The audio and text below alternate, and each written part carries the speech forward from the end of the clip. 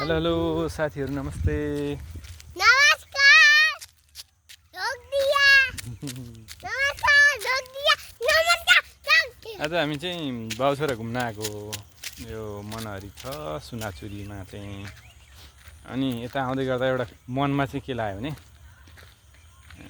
त्यो रमाइलो भनौँ या नरमाइलो अब त्यो परिस्थितिको कुरा के अरे यतिखेर यो बाँझो जग्गा क्या यता यत्रो धेरै बाँझो जग्गा देखेर चाहिँ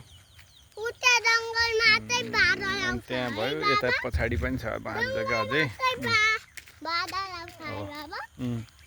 अनि यो देखेपछि चाहिँ मनमा के लाग्यो भने त्यो बिचरा सोझा प्रहरीहरूलाई एउटा नेता आयो उसैलाई सलाम गर उस अर्कोको विरुद्धमा जा फेरि अर्को नेता आउँछ अर्कोको विरुद्धमा जा हिजो सलाम गरेर आज खोरमा ल्याएर हाल त्यही पनि अब नाराबाजी अब गोली चलायो भने आफै थुनिनुपर्छ। त्योभन्दा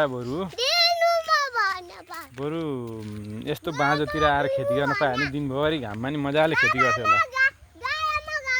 तर मेरो लागि हो भने चाहिँ पुलिसको जागिरभन्दा यो खन्ने काम चाहिँ 10 गुणा ठिक जस्तो लाग्यो। न मेरो हातले तीलाई सलाम गर्थ्यो न केही।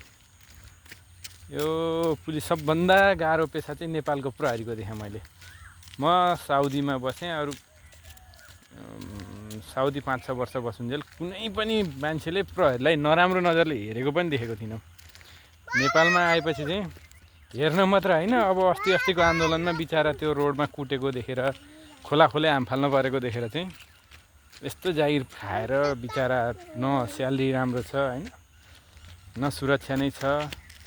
अब अरूले देख्न पनि नराम्रा शब्दहरू युज गरेको सुन्नुभन्दा बरु छोडिदियो साथी जागिर, के गर्न गर्छौ बेकारको जागिर, आऊ यता खन्न पायो भने चाहिँ बरु आफ्नै देशमा केही गरौँ भन्ने नै हो भने खनेर बसौँला नि, के रोएर जागिर खानु छ। ती चोरहरूलाई सलाम गर्नुभन्दा यता हजारौँ गुणा ठिक छ। मलाई त त्यस्तो लाग्छ है साथी। हो के छ विचार?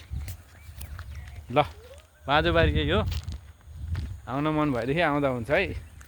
झ्यामझुम आउने खन्ने, न कसैलाई सलाम गर्नुपर्छ यहाँ बसेर न केही गर्नुपर्छ। एउटै कुरा आफूले गरेको खेती बिग्दैन भन्ने चाहिँ नेपालमा अहिलेसम्म छ होइन। त्यो पनि टार्गेट बेसमा गर्दाखेरि अलि बिग भोल्युममा अलि ठुलो भोल्युममा हुँदाखेरि त नबिक्ने पनि हुँदैन। अर्को कुरा नबिक्यो भने आफूलाई पुग्ने मात्र खेती गर्यो, आफू खायो बस्दियो, बेकारको टेन्सन किन लिनु हो। ओ या लफडा बेहोर्नुभन्दा यस्तो पो ठिक होला जस्तो लाग्यो जागिर। के छ हो साथीहरू? ल यसो कमेन्ट गरौँ त, ड्याङ्की ड्याङ ठोकौँ त। अब यता चाहिँ वस्तुहरू चाहिँ देखिन्छ।